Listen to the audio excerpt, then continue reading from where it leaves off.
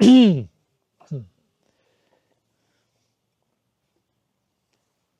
Maharaj will say that one of the main mantras from the oldest Veda is Om Tat Vishnu Paramam Padam Sada Pashyanti Suraya Diviva Jakshura Tam Tat Viprashu Vipanjavo Jagrivasa Samindate Vishnu Yat Paramam Padam, which basically is an offering our pranam to Bhagavan, but being reminded of him when we are seeing the sun.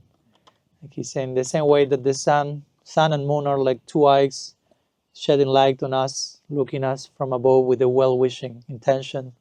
Every time we see the sun, we can think of Bhagavan's merciful glance upon us. So, even when the clouds come, still, as we said the other day, we can see the clouds because of the sun. So it's always a reminder of Bhagavan's mercy. Yeah. So our last gathering, at least from my part, hopefully you continue having beautiful gatherings all these days. It's open circle to share in satsanga, whatever you may like to share. If you have any questions, something to share, something to think about. That's for me what satsanga means. I mean, that's the meaning of the word. Sometimes we translate satsanga as association with devotees, and that's totally fine. But what it means to associate with devotees, satsang points to that. Sat means truth or honesty, and sangha also means attachment, according to the Bhagavad Gita. So satsanga means to get attached to being honest with one another. Basically, that's how satsang should look like. And I will dare to say, if through our satsanga we are not attaching to get more honest with one another, then we may call that asatsanga, which is basically the opposite. We are getting attached not to be honest with one another. That can happen in social circles and spiritual dynamics. We can dress ourselves in our best clothes and put our best smile for the Sunday feast. And Haribol, Nectar Prabhu, see you next week. But that's not the idea, of course, right? So hopefully we can get together today to be as honest as we can, as sincere as we can. Sincerity is invincible. So I invite many of you who may like to share anything, ask anything, bring anything to the circle. We are sitting in circle, replicating the wholeness, the completeness that the circle represents, and our longing for wholeness and completeness. Everything is already complete in one sense. Om Purnamada Purnamidam. But we lack awareness of completeness. That's another way of saying becoming Krishna conscious. Means becoming aware of the completeness of everything, and how much more complete everything can become in potential. So, anything you may like to share today, ask Hari Vyasadev to my left. Yes. So, I really liked your definition of back to Godhead yesterday that you mentioned. Here. Yeah. You said it's turning back to Godhead, turning back to Krishna. Yeah. And I couldn't help but think of the Eastern term metanoia.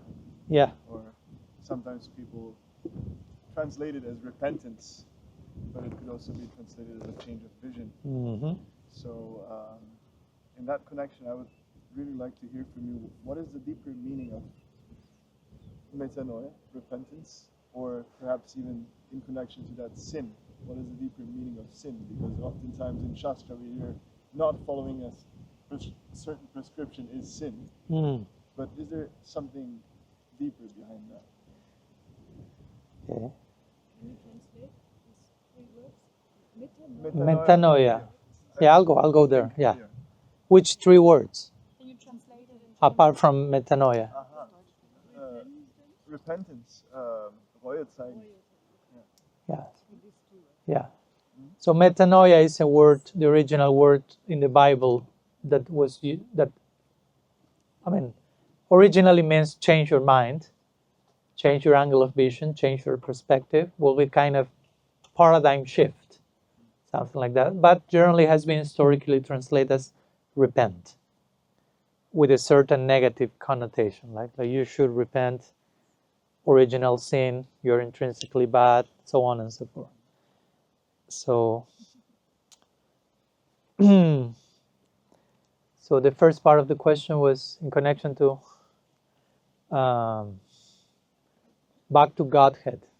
And actually that's a quote for those who do not know, but Srila Prabhupada got inspiration from that from the Bishop of Canterbury to use that expression. Actually, that's being, Prabhupada is referring to that in the very first issue of the Back to Godhead magazine, just in case. So Back to Godhead is, I mean, I don't want to say it's not Prabhupada's quote, but it's not. He's taking that from someone else, which is fine. He's giving due credit to who say that, who is the Bishop of Canterbury. And in that original quote, this bishop is saying what I said yesterday. Like, we have turned our back to God, and now it's time to turn our back to God, right? You follow the play of words? I don't know if the unit German translation is clear. So we have turned our back to God, we are looking somewhere else. Bahirmukyata in Sanskrit is the term. Like your face, mukya is looking outwards in another direction, and Jiva Goswami will use the word sammukyata. Now fully turn your face toward Bhagavan. That's the terminology he uses for bhakti, interestingly, in the Sandarbhas. Bhakti means Bhagavan sammukyata, turning your full face, and not literally physical face, but your full attention and presence to Bhagavan, to the sun. If you give your back to the sun, you may just see some shadows. But you are not confronted with the light of the sun. So basically, that's the original intention of the expression back to Godhead. Interestingly, I won't go now in the direction of whether we fell from Golok Vrindavan or not, and that means back to Godhead. That's another conversation, and probably you're all familiar with my thoughts on that. And the question is not about that. But so back to Godhead. Metanoia, Hari Vyasadeva connected that with the word metanoia, which basically means change your mind, change your angle of vision, paradigm shift. That's the very first word that Jesus used to begin his ministry, interestingly. That's how he began his whole, quote-unquote, preaching campaign. Change your angle of vision. It always reminds me of, and I say that thousands of times, and my goal may be to say this millions of times in the years to come. Once someone asked Srila Bhakti Rakshak Siddhardev Goswami Maharaj, Guru Maharaj, can you give me some service? And this naive devotee was thinking, Guru Maharaj will tell me, clean the pots, peel potato, mop the floor, like iron some clothes, do something, do one concrete stuff. And yes, Srila Siddhartha Maharaj gave him service. His answer was, change your angle of vision.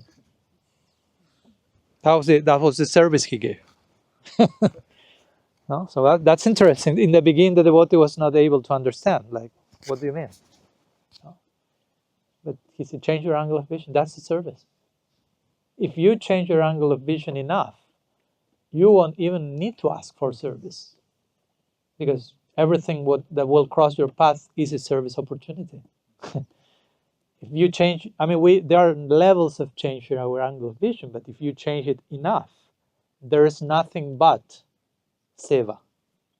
So the fact that we ask for seva means that we are living outside of the service consciousness in one sense. But when we fully change our perspective, align ourselves with reality proper, in one sense, there's no need to ask for service because everything is service. Especially those things that we now think this is not service. Still, sometimes we have this divide, this dichotomy: spiritual life, material life. I have two lives. I live two lives, two parallel lives. The public one, the private one, the clandestine one, the other one, I don't know, whatever. But ideally, we should reach the point of perfect integration. Your public life, your private life, public and private, it's transparency. There's nothing to hide, so to say. Right? So metanoia, Let's stay there for a moment, and in a minute we go to the notion of sin, another scary word. We religious people have done so much harm, let's be honest, by using or misusing or overemphasizing words, weaponizing terms like sin. In our tradition we may have aparad. Don't be offensive. If you are labeled as aparadi, that feels like branded for the rest of your life. There is no way out of that. The word doesn't mean that, but it carries that historical weight. No? Or even words like humility and surrender. For some people, those are scary, because unfortunately, those have been presented to us in a very toxic, dysfunctional, non-loving, non-compassionate context. So we get triggered. No? Mahaprabhu say, become humbler than a blade of grass, and defense mechanism and cognitive dissonance, whatever. No? Instead of, as we were saying the other day, you take a blade of grass and be humble like a blade of grass, who is bending without breaking. No? May your bending be without breaking. May every time you bend, you become a more dignified human being. No? May not you become less by bending, you become more. So of course then comes the art, the question, how to bend without breaking, how to be humble in a way that increases my dignity, and so on. So all this it has to do with metanoia, change your angle of vision. That's not one time. I changed my angle of vision, now I get the proper perspective. It's a constant GPS recalculating model, recalculating, readjusting. That was the main theme. A few days ago in Austria, we had this retreat. We call it, what is Anartha Nibriti really? Anartha Nibriti really means deconstruct false beliefs. That's another way of translating Anartha Nibriti. Deconstruct false beliefs, false values that we may have about many things. Or maybe they are not false. Maybe they are correct, but they are not, correct enough. We can understand something correctly, but we can understand something more deeply and broadly, and it's time to do that. And if we do not do that, that becomes an anartha. If we are ready for a deeper understanding and we do not take that step, that's a form of complacency or escapism. In our tradition, we have this word sahaja, no? Sometimes called sahajija, but it's sahaja actually. And sometimes it's related that I'm trying to rush and get too quickly to a place that is too high for me. But another way of understanding this will be, I'm ready for taking the next step, and I'm not doing it. So those are two ways of escaping where you are and what you are ready for in the present moment. Sometimes I want more than what I'm ready for, and sometimes I insist on less than what I'm ready for. Two sides of the same coin of escapism. Right? So metanoia has to do with that, with the constant change of mind. Well, when we say control your mind, it's more about change your mind. Adjust your mind, attune your mind more with reality. Krishna in the Gita says 6-6, not 666. That sounds a little bit more dangerous. 6-6, chapter 6, verse 6.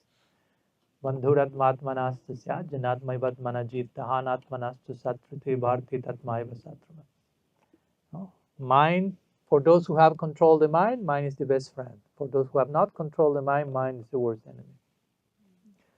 So mind is neutral psychic matter. No, it's not like a bad guy inside of our head wishing the worst for us. No. If there is a worst enemy, it's us. I can be my only worst enemy. That takes responsibility. No. The mind is like a stomach of my subtle body.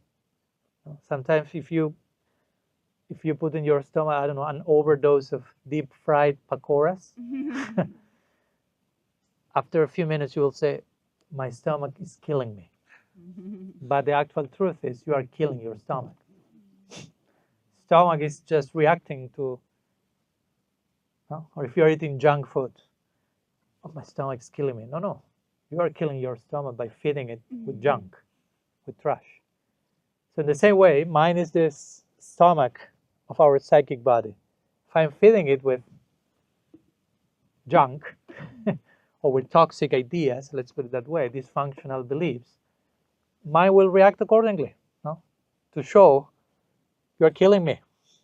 No, we are not becoming friends like in this way. Right? I can be your friend, but you're killing me. So we need to befriend our mind and befriend everything. That's why Jesus said, love your enemies. You can only love your enemies if your enemy is no longer your enemy. If I still see you as my enemy, I cannot love you. If I see my enemy as a potential best friend, the whole thing changes. And it's a challenge to make my worst enemy my best friend. But that's the lesson that Jesus said when he said metanoia, love your enemies. To say love your friends, that's easy. Love your friends. I'm already doing that. Love your dog. I'm already doing that. Love your mom. Love your enemies. Oops. That invites me to change my angle of vision. and many times in our attempt to change our angle of vision, we miss the mark. And then comes the word sin. Since we are dealing with how the words were written originally in the Bible and so on. In the Bible, you hear the word sin a lot. Not only in the Bible, but in the Bible as well. And interestingly, the word sin originally, the original term for sin was amartya. Amartya is or hamartya, I don't know if the H is pronounced in the original. Was an archery or archery? Archery term, which meant missing the mark. But it was translated as sin, with a certain connotation. Again, like repent. There's nothing wrong with repent. Now, if I treat Anna badly, hopefully I repent. If not, I become a psychopath. I become a dangerous person. So there is place for repentance. There is place for guilt if I did something wrong. No? So, but there's toxic ways of reading that and just end up traumatizing the whole human race with one word, right? Repent or sin or whatever, or aparat, you name it, you choose whatever. We can do so much weaponizing with words. Words are delicate, words are powerful. It's just one word, but you can do so much harm or do so much relief. It's sound. Again, sound is so powerful. You can heal immediately, you can traumatize. And one word, just traumatize.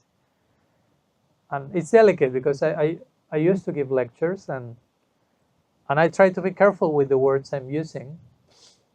But at the same time, I don't know the history of every person that I have in front of me. So I don't know if certain word that for me is normal, for the other person is sending them into a whole trigger trauma trip. And sometimes that has happened. And at the end of the lecture, fortunately, some come to me and say, Swami, that word, thank you for the lecture first, but that word you used, that sent me on a trip, on a nightmare trip, because of this. And it's a word that I could have never thought, at least in my case. So I'm saying that also if any of my words is triggering you, nothing personal. No? And let me know at the end of the lecture, just in case. So yeah, sin, actually the original word for sin is hamartya, or missing the mark. So you're trying to hit on the center, so to say, you're trying to connect to the center, you miss the mark.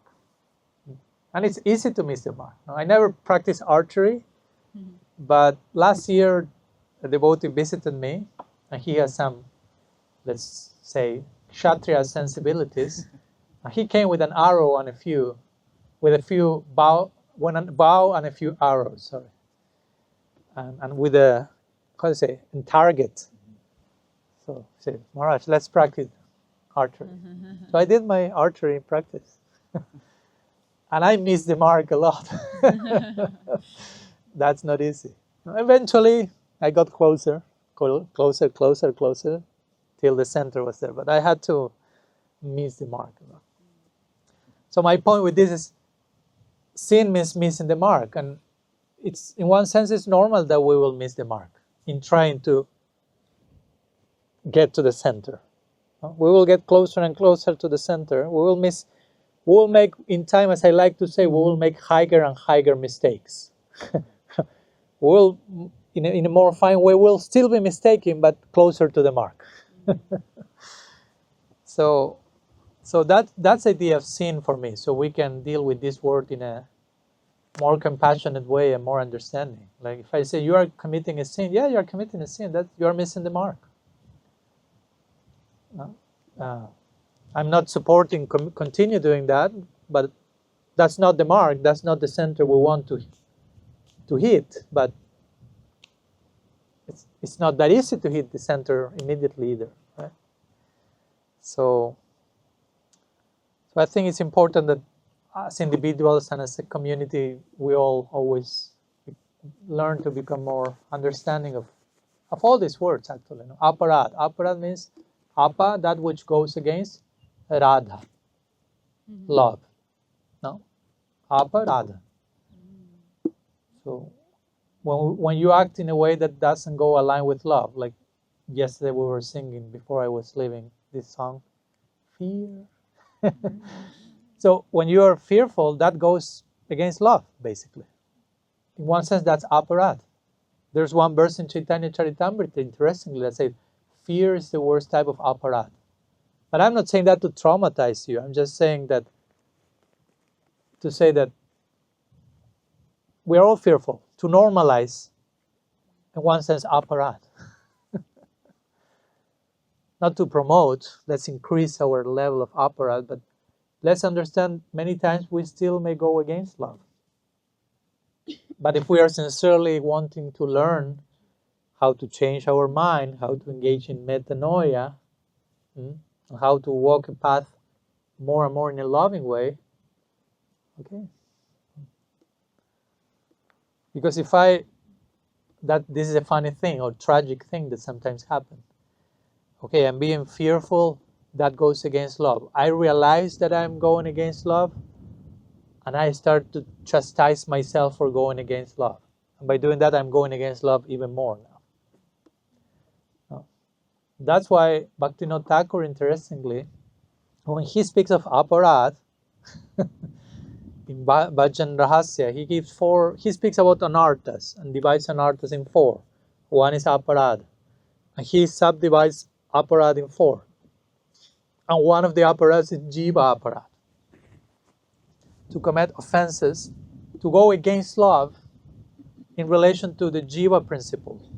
And we may be quick to say to other Jivas, yeah, but you are also Jiva. So you can commit aparad toward yourself. What's Jiva? Jiva, soul. Yeah, soul.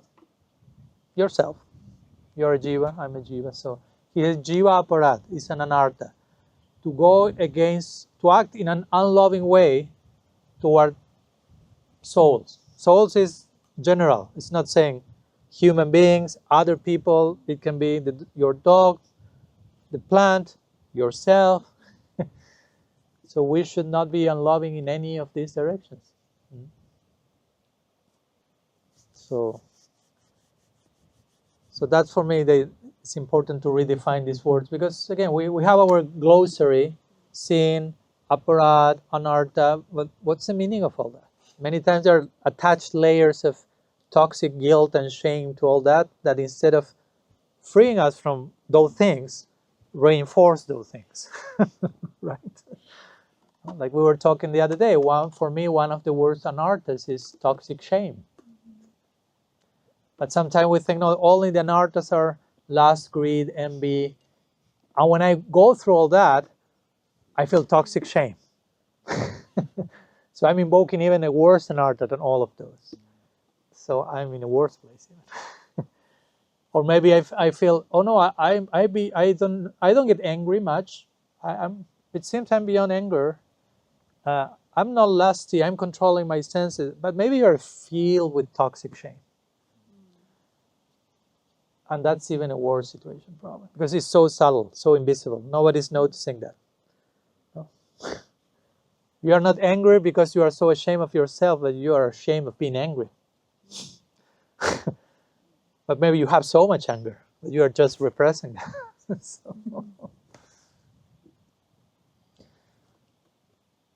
So yeah. Metanoia means change your mind, change your angle of vision, and hamartia means sin. So we are trying here to change our angle of vision of what sin actually means. So we can, it wants us to normalize the fact that we are all missing the mark on one level or another, but Krishna doesn't care for how much you are missing the mark. Krishna cares for how sincerely you are trying to hit the mark. How willing you are to learn the art that will make you more accurate, give you more accuracy in hitting the mark. That's what he cares. How long will it take to hit the center of the target? He's not counting the time. He's not demanding, hey, you already missed 16 million times the mark. He's like, oh, you're sincerely trying to connect to the center. That's all it counts from his perspective. Problem is that many times we do not take the time to connect with how Krishna is seeing us. And the Srimad Bhagavatam says, we should see the world, we should try at least, we are invited to see the world in the same way that Krishna is seeing the world. So the scriptures give us this invitation, try to see everything from the lenses of how Krishna is seeing everything. Not try to be Krishna, but just try to connect with his glance of empathy and compassion and unconditional love. Try to realize how you are being seen. Try to get that right. If you don't get that right, you are missing the mark. Again. Yeah.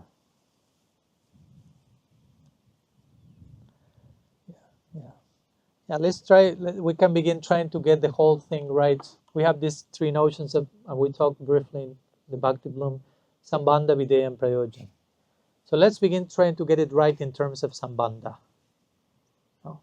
In terms of theory, who God is, how he feels for us, who we are, how to relate to one another. In theory, in practice, we may still miss the mark endlessly.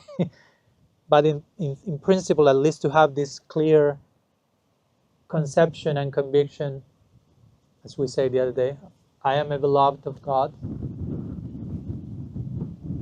To have that strong foundation. In practice, we may still fail to live as the beloved of Krishna. But to know that that's a fact, and sometimes I miss the mark in the practice of that. Okay, but at least I can always go back to remind myself, this is how it is. No? Remember. No? The word remember is interesting. Remember. No? To reassemble, to put all the things together again in place. No? The members, all the different members of the system, to put them as they are. Remember. Right? So, yeah. In conclusion, please do not get neurotic.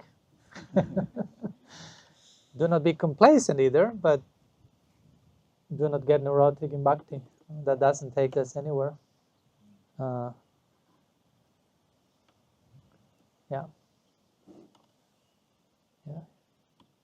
I remember Thomas Merton once said, humility is a virtue, not a neurosis. Right? So in your attempt to be humble, don't get neurotic. Become virtuous. Surrender is a virtue. It's not neurosis. And everything. Replace the word humility, surrender with whatever, and conclude with not a neurosis. So how can I engage in my practice, in my life, in a way that is not neurotizing me? No? but healing. There's so much we need to heal. Some thoughts, I don't know if that helps. Thank you. 2 hands raised, 3 hands raised now. You are, they interrupt. I have no question, but I want to disturb you. Sorry. No, I wonder if I have the feeling that the weather is quite challenging for many of us. So I wonder if we should stay here or. I'm fine. Okay, if you're fine. But I don't want to say because I'm fine, you should be fine. I'm just speaking for myself. So I could get stuff from us, like we have 2 sleeping bags and another mattress and also like a blanket or so. Sounds easier than to move. Yeah. Then I would need to, can I rent your car for a moment? Also, I don't know if somebody needs something. I just want to. We'll be here for like, for like how much longer? Like 1.5 hours. You can borrow 2 jackets. Also, your question is how much longer will you stay here? Because if it's like. So I would be back in 10 minutes, and I could also, you can just continue. Yeah, let's do that. Okay. For those who need something.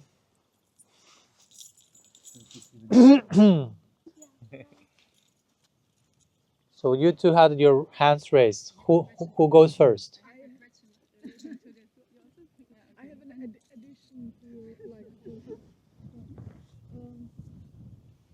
I also had my problems with the word sin, like coming from the Christian. I'm not coming from the Christian background, but here being in Europe, the notion of something not nice, and I read in Richard Rohr's book a definition that helped me to be fine with the word, and he is saying it's something that divides us from ourselves or from God, and then it's like neutral,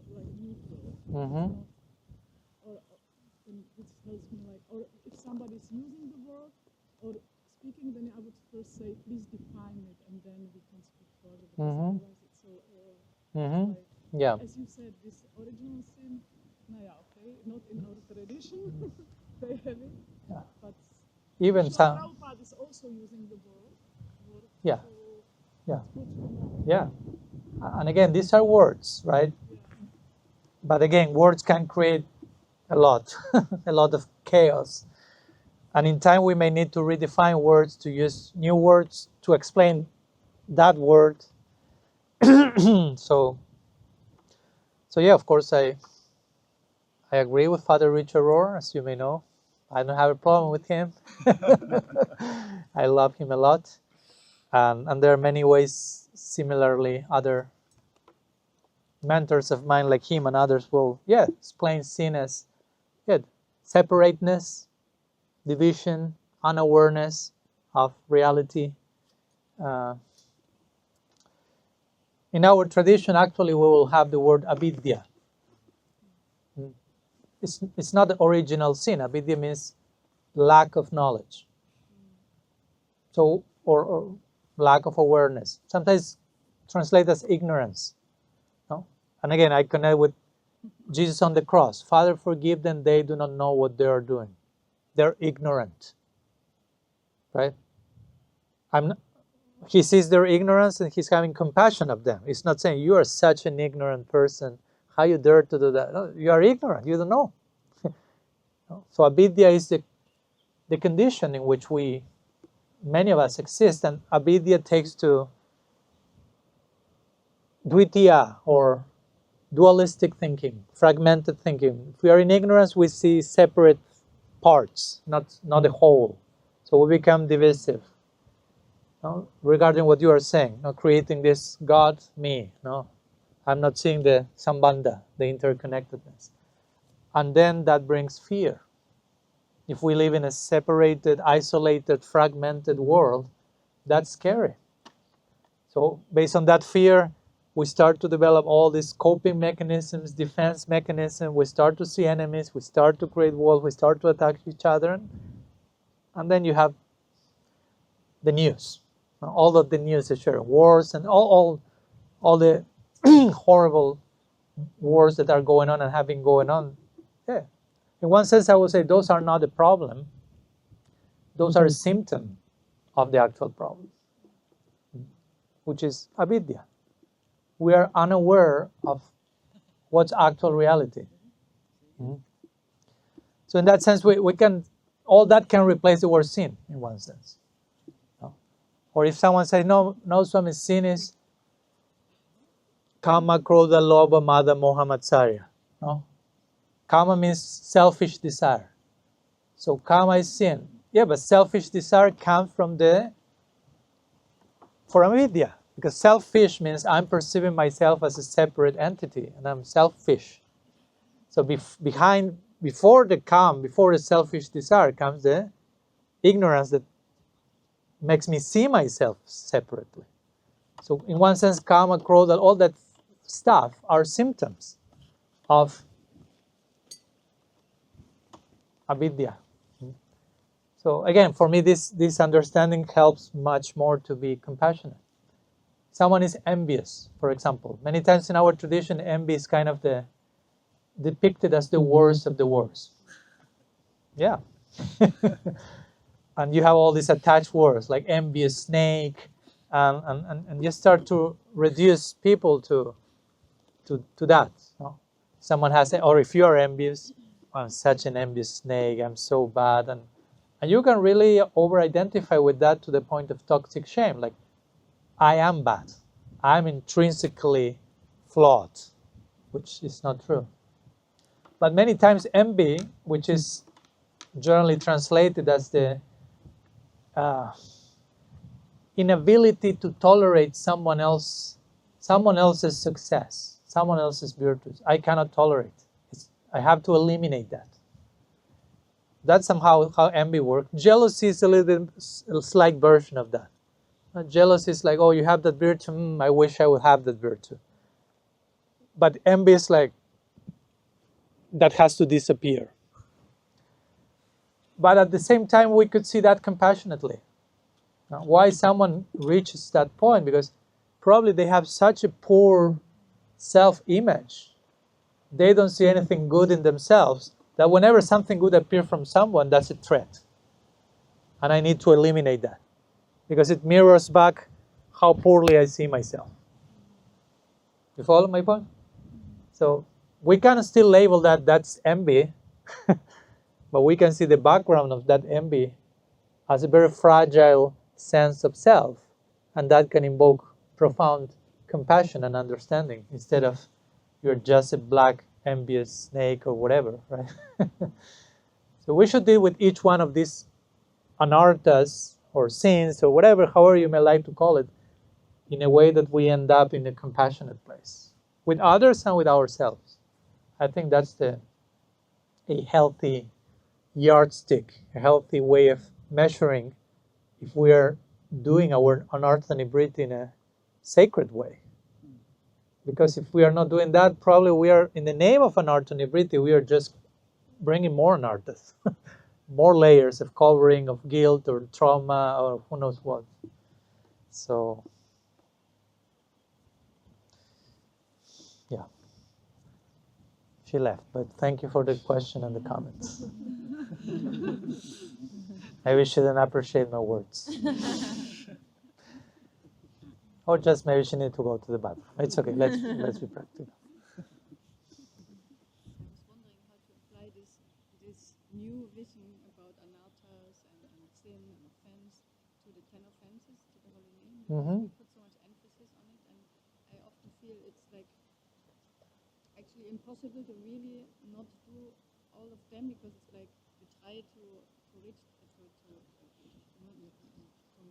it's always we miss the goal because we are incomplete in ourselves. But the reactions of the 10 offenses means like I can never chant purely, so to say, because I can only chant the holy name purely if I don't do the 10 offenses. So it sounds so hard, like impossible to reach this goal.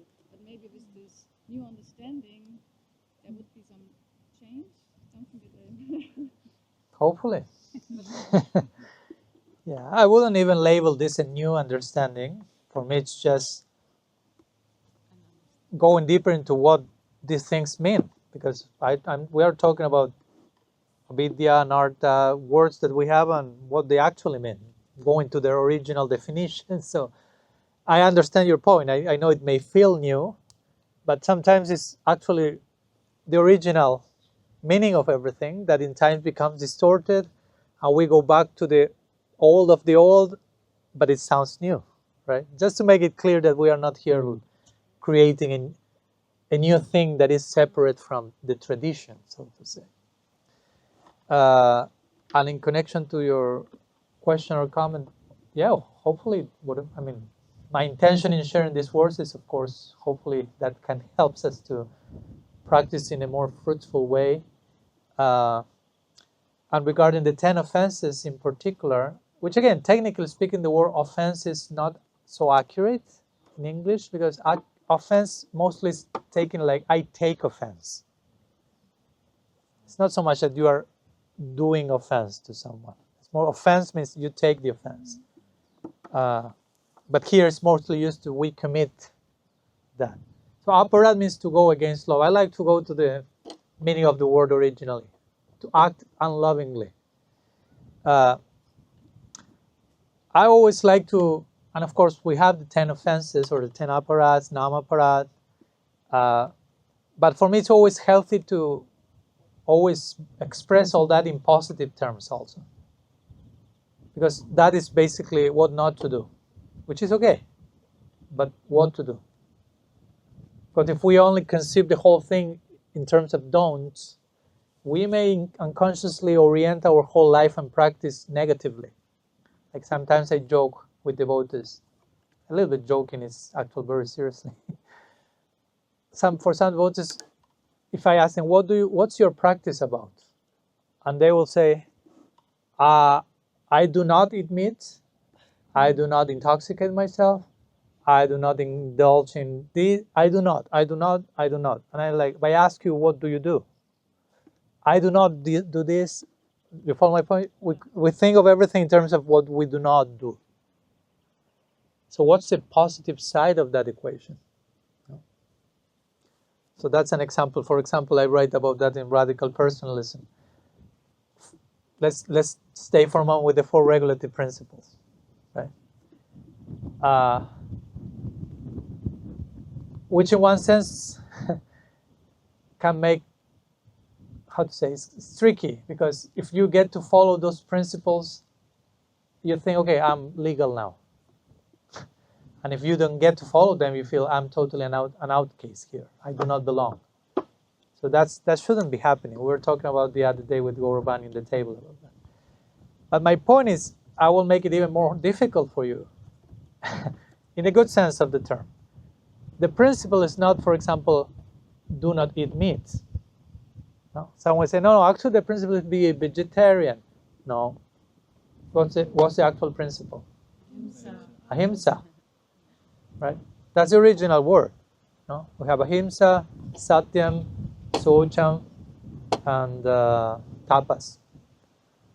So ahimsa means be non-violent. So that's not reduced to what you eat. What you eat is just like a symbol of something broader. Because I can be a very perfectly vegetarian, vegan, fruit eater, breatharian person, and be so violent with outside of my diet, so to say, right? I remember there was one situation with Srila Bhakti Pramod Puri Maharaj, god brother of Srila Prabhupada, and he came to know that one of his disciples was mistreating other devotees, a Western disciple. He called him and he told him, some years ago you were eating meat and you stopped eating meat, which is great. But now you've started eating the meat of the Vaishnavas. So I will prefer that you go back and eat meat than rather what you are doing now, how you are treating them. You follow my point? No, I'm following the principle. I'm vegetarian. Yeah, but you are. So you are breaking the principle. The principle is broader. It's not just the plate. It's ahimsa, and I will go even further than that, because ahimsa still is is a negative definition. Non-violence. So what's a positive way of saying non-violence? Brainstorming. Caring, merciful, loving, kindness, kind. That's the actual principle. And not only is be kind, because you can also think, well, what's the lowest possible denominator of kindness? I'll just be as minimally kind as I can, and I'm following the principle. No, it's be as kind and loving as you can, without over forcing, but how much loving and caring and compassionate you can be. That's the actual principle. It's not do not eat meat. So now you can see the spectrum from not eat meat to be as loving as you can. Ooh, that's more difficult. Probably we are breaking the 4 regulative principles on a daily basis. But not to feel, for you to feel bad. You follow my point? I'm making it more challenging, but at the same time, hopefully more broad and more, because you apply the same to all the other principles. It's not about not going to the casino in Berlin, no gambling. The principle is Satyam, be truthful. And yeah, we are trying to be truthful, but many times per day we engage in self-deception probably. Again, not to get neurotic, but to normalize. Okay, that's part of the journey. Not to take for granted, I'm already doing that. It's another way of toxic certainty. I'm already following the 4 regulative principles. Really? Play out the implications of what it means to be truthful, to be pure, to engage in tapasya. Tapasya means introspection, for example. Tapasya doesn't mean stop eating and sleeping. In Sanskrit, the word tapas means fire. And fire, that's the first word that Brahma hears at the beginning of creation. Tapas, tapas. What does he do? What does he do when he hears fire? He doesn't bring 2 sticks and fire was created. He closes his eyes and goes inside, becomes introspective. That's what he understands for fire. Introspection. That's the principle. Be as introspective as you can. And again, we may miss the mark on some level. It's part of the journey. There's a friend of mine, Prabhupada disciple Manjuali. She will say so many times, it's all part of the journey. It's all part of the journey. Again, not to be complacent, but just to keep integrating and accepting. So I will, all this to say, in connection to aparad, nama-aparad, we should try to see the positive side of each one of these. And I will say that if we are sincerely trying to chant the name of Krishna sincerely, with affection, trying to be present to the name, doing as best as we can, again, that's up to you to decide how you are doing that sincerely. Nobody else can say that. You are protected from aparad. Srila Bhaktivinoda Thakur has an interesting term that he puts in between aparad and Sudhanam in his Harinam Chintamani. Now, Sudhanam means the pure name, not chanting the pure name without any offense, right? Aparad means going against love. Nam aparad will mean treating the name unlovingly, being unkind. That's basically what it means. And he says Shraddha, and he also uses about Shraddha Namabhas, the shadow of the name. And he says, when you are sincerely trying to avoid the offenses and chant lovingly, that no longer falls into the category of aparad. He creates this new category called Shraddha Namabhas. Still may not be the full pure name, but you are getting closer to that. No?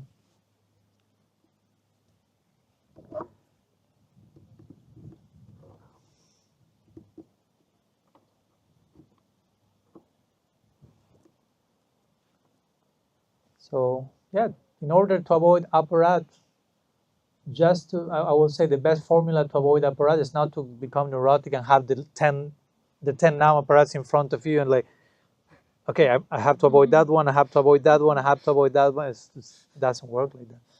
But try to get the positive side of each one of those and voluntarily choose to do that, and that's it. No? We shouldn't be like all day long thinking about how to avoid the 10 Namaparats. Our main concern is how to present myself to the name with as much sincerity and love as I can. And Krishna will take care of the rest. We should trust the potency of the name also. Right? I mean, no matter how imperfect I am, if I try to be as honest as I can, and that's the work we have to do, is not to take cheap. But if I do that, Krishna, in the form of his name, will take care, will protect us. It's not that my apparats are more powerful than Krishna's mercy. That's nonsense. But sometimes we give more credit to all our nartas, and we think, oh, this is so powerful that not even Krishna's mercy can counteract that. Who do you think you are? That's another way of self-centeredness. No? I'm so falling, I'm so, like someone asked Srila Prabhupada. No?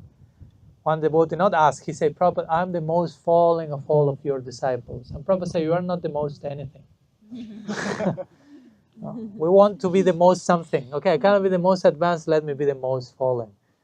You are who you are, accept who you are. That's work from that.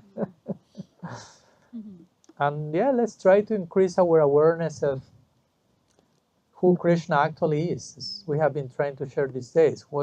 How he feels for us, how grateful he is, how humble he is, how compassionate he is, how sweet is the loving exchange between Radha and Krishna. Let's try just to, that's the positive embrace of what the name is. Because the Mahamantra is a Jugal mantra. It's a mantra that includes the divine couple. So the more we become aware of who they actually are instead of our projections about them, we can chant realistically from a place of fascination and attraction and love and openness. And the idea of apparat is somewhere else. It was put somewhere, was put on its place. You don't even need to think about that. So at least that's how it works for me. Again, and I'm not saying that as an excuse to do anything and everything. I mean, if you pay attention to what apparat is saying, it's basically saying try to honor properly principle of Guru, the principle of Shastra, try to honor properly the demigods, try to honor properly other Vaishnavas, try to be loving to everything, basically. Try to be loving to Guru, Vaishnava, Shastra, Shiva, Brahma. Don't be a fanatic. Try to be loving to other people. Don't preach the glories of the name to someone who has no faith. It's another way of saying, don't be fanatic. Honor the journey of every person. So, in a nutshell, the whole list is about learn to honor and respect and to relate properly with everyone. Because in one sense, chanting the name is not separate from relating to everyone else. That's for me the main point of the apparats. It's because many of the apparats, if you pay attention, are about how you relate to other people.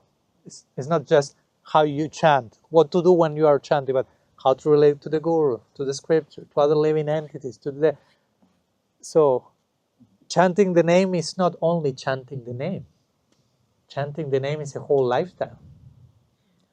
That's why Mahaprabhu said, Kirtaniya Sadahari. Yeah, you can always chant the name. How Trinada Pisunichena Taroda Piseshuna Maninama Nadena. Anamani Nama Nadena Sunichena Sahishuna is all to be applied in how you relate to others. Humility, tolerance, respect. It's not so much, okay, I will chant my japa and now I will be more humble than a blade of grass. And I'm in my japa room, very quiet, no disturbance. It's easy to be humble than a blade of grass. There's nobody testing me. I will be more tolerant than a tree. But you don't have anyone that you need to tolerate. Well, I mean, you need to tolerate yourself, yeah, actually. But many times we may use even japa to escape that. So if we pay attention to that verse of Shikshastakam, which is basically the golden rule of Mahaprabhu, the golden rule of the Golden Lord, it's all about relationships. And he says, once you relate properly to everyone through humility, respect, then you will be able to chant uninterruptedly. So the two things are tied together. It's not that I have my chanting and I have everything else here. So chanting is a whole lifestyle around the chanting. That's why I don't personally like to use the word kirtaniya very easily. For me, kirtaniya is not someone who sings nicely, but for me, it's someone who follows that verse of Shikshastra, which includes the word kirtaniya, by the way. You like kirtaniya? Okay. You have to like Sunichena, Suhyasaishunama, Ninamanadina, because humility, tolerance, do not be expecting respect from anyone, from others, but honoring everyone. Because we can sing nicely, and that's great. I mean, I have nothing against that. But that's not it at all. Right? And I mean, one of my favorite kirtaniyas is Srila Siddhar Maharaj. And you hear him, and you may feel like, oh, his voice is not so heavenly, melodious, and he's only singing. There's no harmonium. No. Sometimes there's not even kartals, not mridanga. He's just like Pujalaraga Patago. He's just singing, walking in and singing live, a cappella. But it's coming from such a place. So, anyhow, all that in connection to Namaparat, to conclude that idea. No? If we pay close attention to Namaparat, it's all about, in a negative way, indicating how to positively relate to everyone. And to get the point, chanting the name means developing my relationship with Radha and Krishna. That means chanting the name. I mean, it's a relationship, development of a relationship. So that development of that relationship has to be coherent with how I develop all of my relationships. So for me, that list is a call for coherence, basically. Right? In developing your relationship with Krishna, do not be dysfunctional in how you relate to everyone else. Right? So, yeah, I hope that helps. I have a question connected to that. So, I mean, someone needs this? I'm fine. Yes, and if anybody needs that, there's more, you can just take it. I wonder what the inner process is. For example, if we're really confronted with somebody we cannot take this distance from, yeah, like for example in a family system or in a job situation or whatever. What is the inner approach? Like how, if we are already in this dynamic of being humiliated by somebody, being treated disrespectful, how can we change this when it's already like an open wound, you know? Of course, the question is general. No, we are not addressing one specific case. So I can only reply generally. But my point is, in some cases, you may need to leave that situation. Because you say, okay, I'm in a family situation, in a job situation, but if the situation is too extreme and abusive, you have to leave that also. No. I mean, I had to leave my guru because of that. Just to give an extreme example, right? The last thing you've ever imagined in your life that will end happening, at one point it reached a point where it's like, if I do not take a distance from this relationship, it's not healthy, it's toxic, it's traumatizing, it's not what it's supposed to be. And you know, okay, but taking a distance from whether guru, whether family, it will be difficult, it will be painful, I will get out of job, but maybe even worse will be to remain in that situation. And again, I'm talking in general. Each case, I'm not saying leave immediately.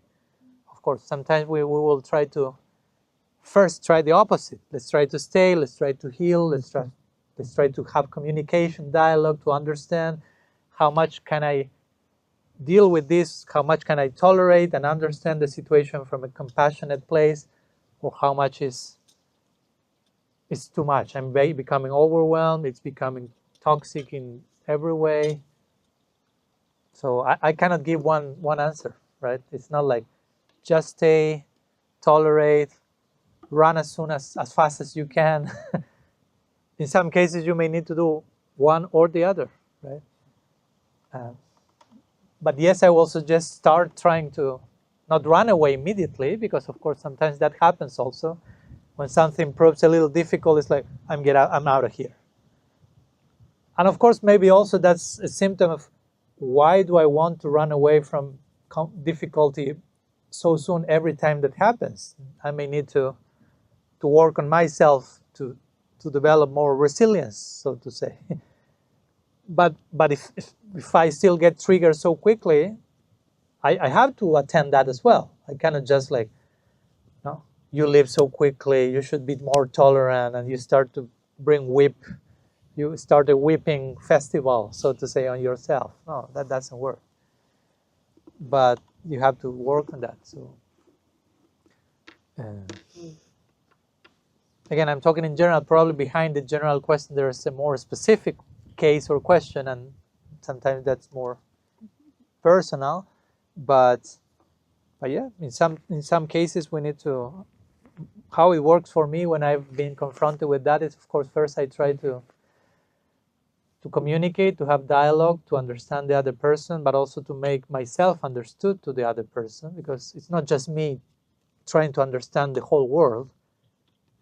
I need to be understood also in a relationship. It's two-way street.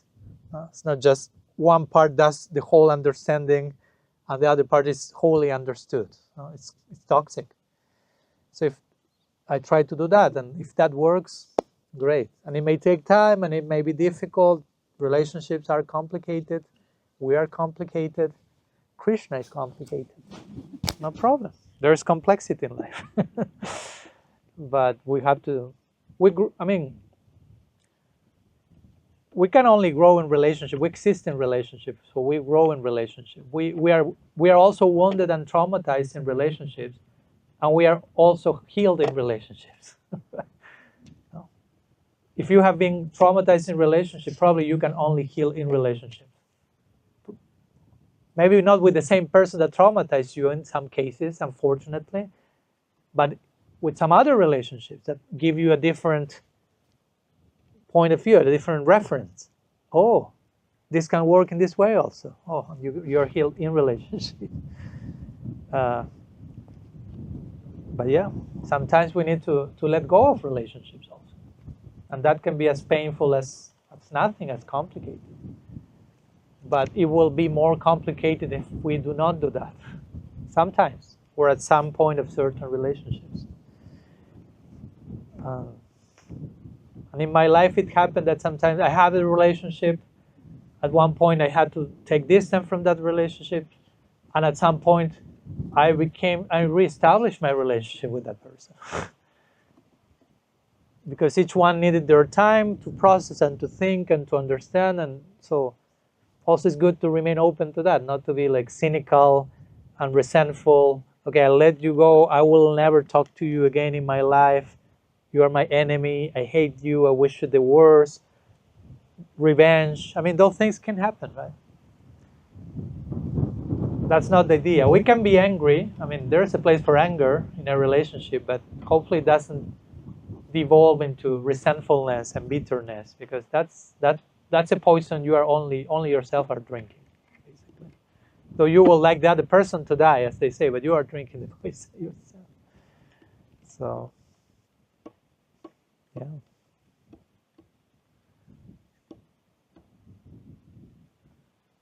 Yeah, it's difficult, but again, we are trying to, it has to be loving in every direction. So if I'm in a relationship, I'm trying to love the other person, but in my attempt to love, I'm ending up hurting myself so badly, it stops being loving. Because loving has to go in every direction. I'm trying to be loving to you, but it has to be in a way that is loving for me as well. I'm trying to be compassionate to you in a way that is also compassionate to me. If not, it's not coherent.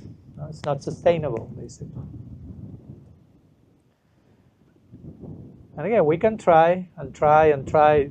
Okay, one more time. Maybe next one will work. Okay, you try. But if at some point you realize this is not going anywhere, it's getting worse, it's toxic for both of us, I may need to take a distance for the better of both of us. Not only as a selfish thing for myself, but distance may be the best for both. And you in that distance remain a well-wisher, hopefully, and pray and try to wish the best for everyone, and each one engages in their own healing at the distance.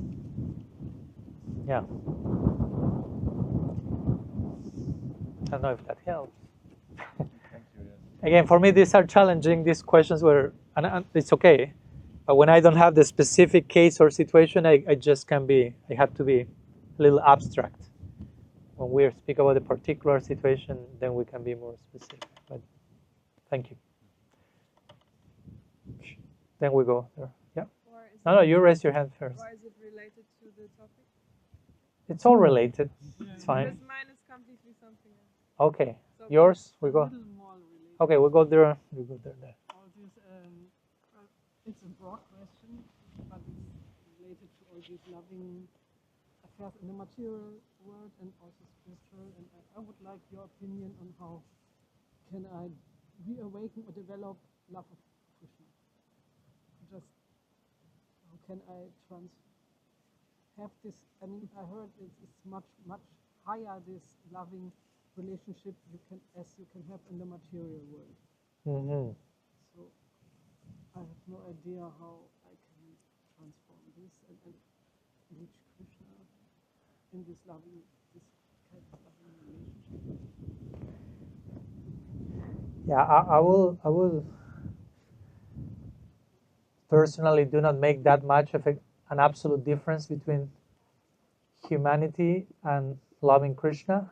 I mean, there is some difference, but at the same time, the relationship with Krishna it's in what we call Nara Lila. Nara Lila means the human. Krishna's Lila is human, fully human. When we hear human, we have our own idea what it means to be human. But we are yet not that human, fully human. But Krishna's Lila is fully human and fully divine at the same time. So my point is, human love and relationships, though as imperfect as they are and limited, still give us a hint of how our relationship with Krishna is in fully human, fully divine at the same time terms. So for me, it's not so much your relationship with Krishna is one thing, and with humanity is completely a different thing. But hopefully both start to become integrated, both. And hopefully we can relate. One of the ways we can learn to love Krishna is by learning to love other people. That's why I was quoting the other day Dorothy Day. I only love God as much as I love the person I love the least. My love to Krishna has to be reflected all the way up and down and left and right to all my relationships. In the native traditions in South America, they have this saying when they engage in ceremony or ritual: to all my relationships, to all my relationships, to all my relationships. So it's not that I love Krishna and everything else is something separate or disconnected. So, so that's a very interesting way in developing our love for Krishna. Trying to find Krishna present in other people. Even in the wind, even in the clouds. Even when it's uncomfortable and it's a little cold, and we want an extra blanket. That's Krishna. Embracing, trying to embrace us strongly. Oh, it's too strong, Krishna. Krishna, but I love you strongly. Bear my embrace. So, and of course, so many things we can do to continue. It's a gradual development, right? It's not like, okay, I'm there and I have full love for Krishna. That's why Rupa Goswami said, first comes faith. And faith comes in proper association, proper company, where we have an experience of maybe people who have a love for Krishna that I do not have, but by just witnessing their lives, it's like, oh, what's there? What's in there? And gradually, you hear from them, you connect with them, and it becomes contagious.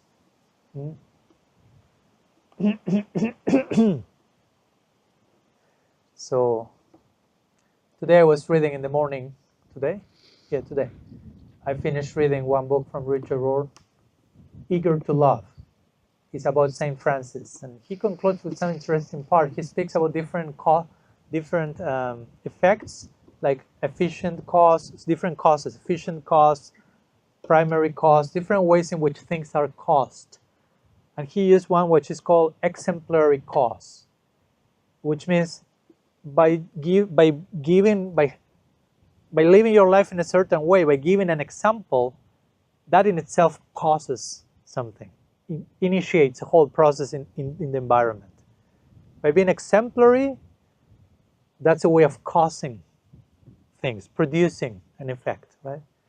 In Sanskrit, we will say achar and prachar. No? Achar means example, your behavior.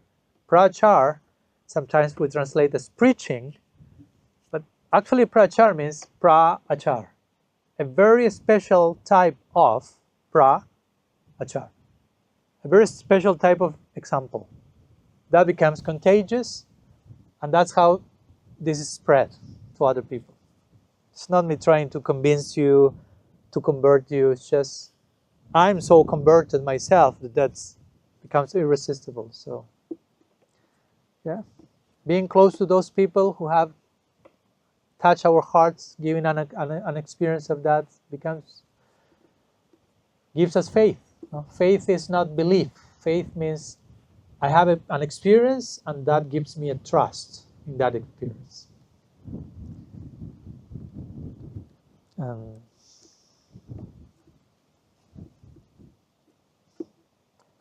Yeah, and also one has to be creative in what works better for you. Because there are many ways to develop our relationship with Krishna. There's not just one way. Like Rupa Goswami mentions in Bhakti Rasamrita Sindhu, 64 expressions of bhakti. Sometimes we know these main 9, Shravanam, Kirtanam, Vishnu Smaranam, etc. But then Rupa Goswami comes and gives 64. And says, you can attain perfection. And that's also Krishna, yes. Surya ki jai. You can attain perfection, even he gives an example of dancing. No? He gives the example of Chandrakanti. She danced for Krishna the whole night. And that was her way of loving him, of expressing her love and connecting with him. And she attained perfection by dancing. So for some people, dancing may not be the same thing, the same than for others, but there are different ways that you can develop your love for God. What suits your nature most? You're cooking. That's a way of developing your love for God. That's a labor of love. You're giving yourself. As you are cooking, we can meditate. We are being cooked ourselves. We are entering to the fire of bhakti. And I'm living my raw existence and becoming cooked and fit to be an offering for Krishna. Right? Because at the end of the day, we are the offering. We may be offering Krishna lamb, incense, food, but all that is as a way of offering ourselves through that. At the end of the day, we are the offering. So surrender. No? That's the difference between, there's these two famous verses of Bhagavad Gita, 26-27 in chapter 9. So in verse 26, Krishna says, water, flower, fruit, leaf, whatever. That's the implication. But offer that with love. In other words, you become the offering. And when you become the offering, I don't care what's on the plate. It can be a drop of water, a leaf. That's secondary. I want your heart. So you offer yourself first, and then you do something. The next verse is a lower level, which is whatever you do, offer that to Krishna. Bhakti is offer yourself to Krishna and then do whatever you like. Whatever you like. You see the difference? One thing is I do something and then, okay, now it's Krishna. Yeah, now I remember Krishna at the end of, now I have to remember Krishna. No. But Bhakti is, I am the offering. I'm trying to offer myself to Krishna, and on that foundation, I try to do something. And that's how we develop. And Krishna is a person, don't forget. Krishna is not a concept. He's a living person, so he's responding, reciprocating back. Some thoughts. I hope that helps. You can meditate on the beautiful name you have, Dhara, which means current. No? So that's how love flows. It's a constant current, it's a constant movement. It's a daily development. No? Like any relationship, it's not that you establish a relationship with someone and it's already working and you don't need to do anything else. No? Like, okay, you get married. Okay, now you're husband and wife, but you're just warming up. The whole thing is beginning. Like we were talking the other day in the table about initiation. Initiation is the initiation of a process. It's not like, oh, I'm initiated, I'm done. No. That's the beginning of a whole process. So everything is a process. Everything remains developing forever. That's the main theme of my recent book. Don't get so preoccupied about when I get to the finish line. There's no finish line. It continues to expand and grow forever. Okay. My question is, you talk online a lot about self-love and bhakti, and maybe you could talk a little bit about this, but connected with, for example, situations in life where we really feel not connected with Krishna and ourselves, to be a better friend with ourselves, but also feel that Krishna is our friend, and how we can deal with that when we have really hard situations in life, where we can find this connection again. Is it possible, if I may ask for a concrete example of a situation like that? Just for us, no, it doesn't need to be your, just for me to understand fully the question.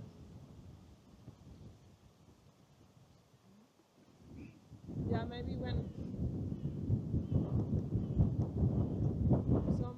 something like really bad happened, that you completely lose the faith and the connection in Krishna, because it's so traumatizing that it's breaking everything. Yeah. And then how to find it back? Is it more clear? Yeah.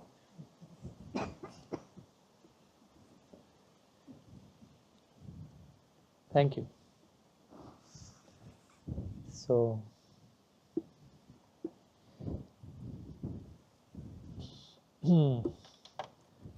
again, it's a general question. We are not talking about specific cases, though probably all of us may identify with the question one way or another. I identify. So I will reply in general.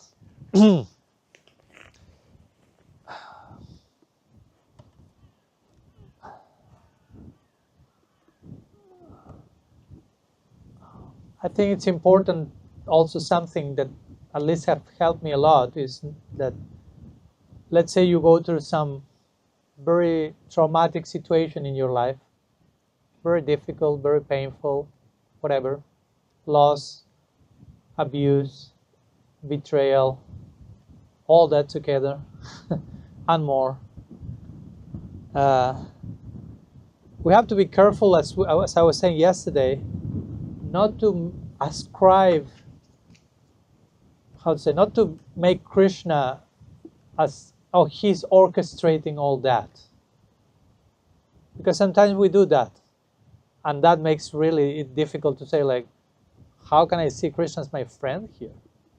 No. Because, again, it seems to be a separate topic, but it's connected. For example, we say Krishna is omnipotent. I also talk about that a little bit. And it's connected to self-love. You will see how, hopefully. So when we say Krishna is omnipotent, we need to qualify what we mean by that. As I gave the example of omniscience the other day, and wonder, remember? If Krishna knows everything in advance at every possible way, there's no wonder left. So if Krishna is omnipotent and he can do anything and everything at any moment, that also contradicts our free will, again, or others' free will. So if I'm going through a very complex situation, and again, I'm talking in general, I cannot say as a result of my karma or meeting with other people's karma, a meeting of karmas, karma meeting point, it doesn't mean that Krishna is sending that to me himself intentionally, because again, all that can make this idea of, oh, okay, Krishna wishes me to go through this, and not necessarily. Not. He's crying along with you in that situation of loss and sadness, but that's a result of individual choices. That's the price of love. Again, we say love is voluntary, so for love to be voluntary, we have to have our choices, and that's risky, because we have our choices, we can choose in so many directions and do so much harm to one another, and to ourselves. But that we need to have in order for love to exist, because if we don't have a choice, then we no longer can choose love, we no longer have free will. So it's complex and it's risky. And Krishna, he's not like, again, orchestrating every single of those things, but he's present very deeply, very especially in those moments of loss in our lives, accompanying us. But we have to be open for that as well, right? Because I know that sometimes when suffering hits, it can be too overwhelming, and we make lost sight of everything else. And there's a place for that also. I mean, but I will say, as one of my teachers, Father Richard Rohr, will say, there are two things that open our hearts like nothing else: great love and great pain. Again, I'm not saying Krishna is causing that pain on purpose, but if great pain knocks on your door, great loss, great whatever, in one sense it cracks your heart open. And in that cracking open, Krishna will try to enter in that as much as he can. But also we have to allow that, to happen. But it can happen. I can only talk for my own life. I cannot talk for anyone else's. And I can tell you, in the moments of greatest loss and greatest pain and greatest betrayal, all that stuff happening simultaneously, like ever before, and greatest existential crisis, that was like, I'm torn apart here. I'm like open. And at the same time, endless streams of grace and mercy came like never before. At the same time, all happening at too intense, all at the same time. But it was so evident for me, wow, I'm losing so much in this moment, and Krishna is manifesting himself proportionately to compensate all that loss in my life. Wow. It was very clear. I mean, it was very clear. But I had to be open to that. It was not easy, but I had to be open, and I had to trust. Despite all this loss, all this betrayal, all this abuse, all this whatever, love is more powerful than that. And Krishna is love. And Krishna, being love, manages to enter everywhere, especially in those most wounded, broken places. Yeah. So we have to have that hope. And maybe that it will help for us in those moments to remember other moments where Krishna very clearly manifests in our life with full force, and we were able to see that, because he's always manifesting with full force. It's about us being aware of, being able to recognize that, and reminding ourselves, yeah, the sweet absolute remains sweet always. It's not that sweet absolute sometimes becomes the bitter absolute. No, sweet absolute is sweet. I may need to rediscover him in this situation in my life. But he's my unconditional friend always. And sometimes,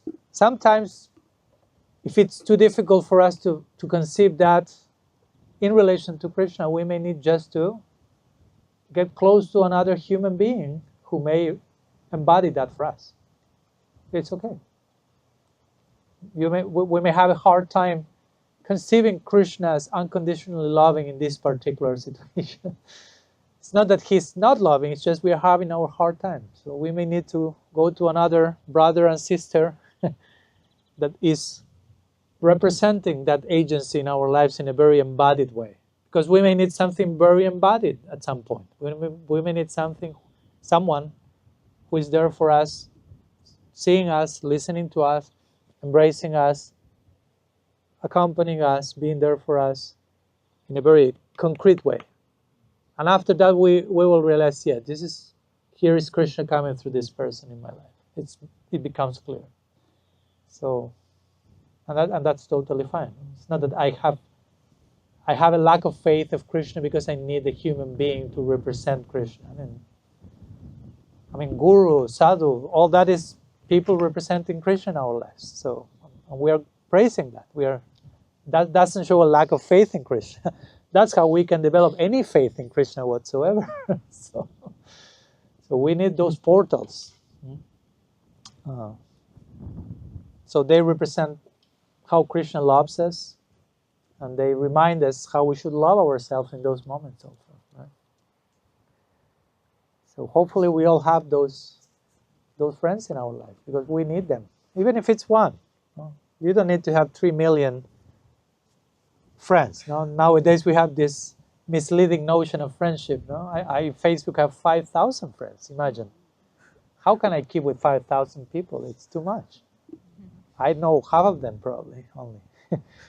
But in intimacy, in depth, you may count them with the fingers of one hand, because every relationship needs time to develop. And you only have 24 hours a day like everyone else. So we need to have some of those friends, brothers, sisters, who, again, as friends, embody the friend, the ultimate friend.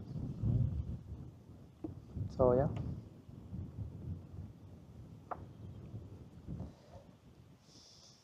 Does it help? Yes? Thank you. Okay, what time is it now?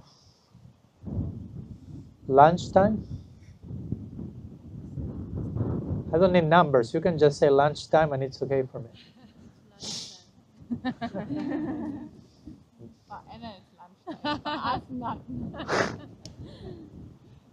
One says we're having lunch already, but there are different ways of having lunch also. Okay, we'll go to the last question by Kanupriya. You can ask short, you can answer short. That's difficult. That's difficult for me. I have a hard time with being concise. I confess. I confess. No, because it's again regarding yesterday's question yesterday. Which one? Or in yesterday's question Yesterday. The creating our reality. Yes, yes, yes. Limits. Yes. And so on. And we were a little bit discussing, and I was thinking about this. And, so, first of all, I would like to say, after I asked my question, after his question, I felt, well, what did I say?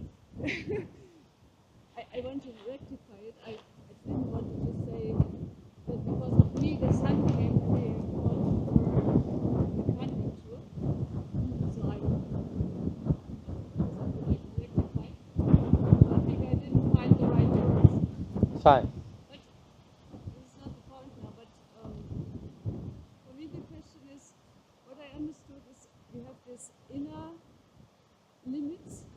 So what you said, and Gauravani said also yesterday, that we don't allow our potential to come out because we set our own boundaries. This is quite clear for me. But are there really outer boundaries set? I mean, sometimes we said, okay, karma is boundaries. We cannot reach everything by our own because we have a certain kind of karma. But on the other hand, Krishna can do anything. So No, he cannot do anything. I already explained that a minute ago. Omnipotency doesn't mean he can do anything. He cannot Krishna cannot stop existing. He cannot cancel you as a soul existing. So there are things Krishna cannot do. He can do a lot, of course. That's what I say before. When we say omnipotence, we should be careful not to go too far. But regarding my limits, so Uh-huh. for example, these esoteric people, they say, okay, you just have to visualize a lot of money. But then we say, no, if it's not your karma, you will never get it. Yeah. But if Krishna wants you to get this money, then it's, again, there are no limits. Uh-huh. So, are there really boundaries, are the limits, outer limits, or is everything possible? Did you get it? You want more money. Just be honest. Let's go to the point, right? I would like Let's go to the question behind the question. What do you want, Kanupriya? I would like to speak English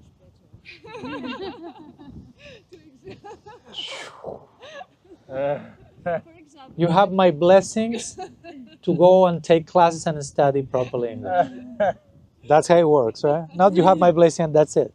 for example, Yeah. okay, no, Mm. some of my brain is not made for languages. Uh-huh. Just have to accept it. But Just speak nice English just in case. Yeah. Yeah, of course, Krishna can give so much. But again, it's all played out in relationship, right? So whatever he will give us is also in the context of not, I don't know, invading or canceling our free will. So, of course, we cannot just draw a line, okay, this will happen if Krishna wants, in this case with this person. He can do so much, of course. But still there are boundaries. As I told you a minute ago, there are some boundaries to everything. Krishna cannot stop being Krishna. Krishna cannot stop being loving. He cannot, because he's love. So that's a boundary for God. Now that doesn't mean that he's limited in every way. He can do so much. But still there are boundaries. But boundaries, I will say, instead of saying there are no boundaries, I will say boundaries do not necessarily limit. As I gave the example of the other day, certain boundaries facilitate an experience. Right? Like I gave the example of the rules of the game. I mean, there are boundaries in the lila. It's not that everything can happen. Krishna cannot relate in Madhurya Rasa with Jashoda. That's not possible. It cannot happen. It will be Rasa Vasa. It will ruin the whole thing. It cannot happen. So that's a boundary. But that's not limiting the expression of love that he has with Yashoda as a son, or the romantic expression he has with the gopis. There's unlimited potential in certain boundaries. So we can speak about boundaries and about unlimited scope for experience in the context of those boundaries. And we have that same experience here. We can have certain boundaries to, okay, how mathematics work and adding numbers. But in that boundary, mathematical boundary, there's no limit to certain numbers. You will start to speak in terms of infinity at one point. But all that's happening in certain boundaries. Again, we were talking yesterday, Julan Jatra, the swing festival. Mm-hmm. That's happening in certain boundaries. They are sitting on a swing. That's a boundary. They are not riding, they are not doing skateboarding or surfing. That's on a swing. There's a boundary. But in the context of that, it's ever fresh, ever new, endless experience. So I will say that. That's my answer. And no more questions. And learn. Saturday I will ask again. But first, learn English a little bit more. Do your homework now. That's the boundary. Okay. So maybe we can put the sharing to rest and continue sharing from another place still, having lunch and talking and sharing more. So thank you so much to all of you for all these days. It has been beautiful for me. So I really nourished and inspired by your company, your friendship, and the feedback, and looking forward to continue developing our connection more and more. And happy to be of service in any way. So count as limited, as boundaried as I am. Count of me in whatever I may be of service. So, and thank you so much, Kanupriya, especially for organizing so much of this. Round of applause for her, yes. And shower your blessings on Kanupriya so she can learn English better. That's it. Yes. Chaitanya Mahaprabhu ki jai, Pranam Sankirtan ki jai, Sadhu Sangha ki jai, Gaur Premanam.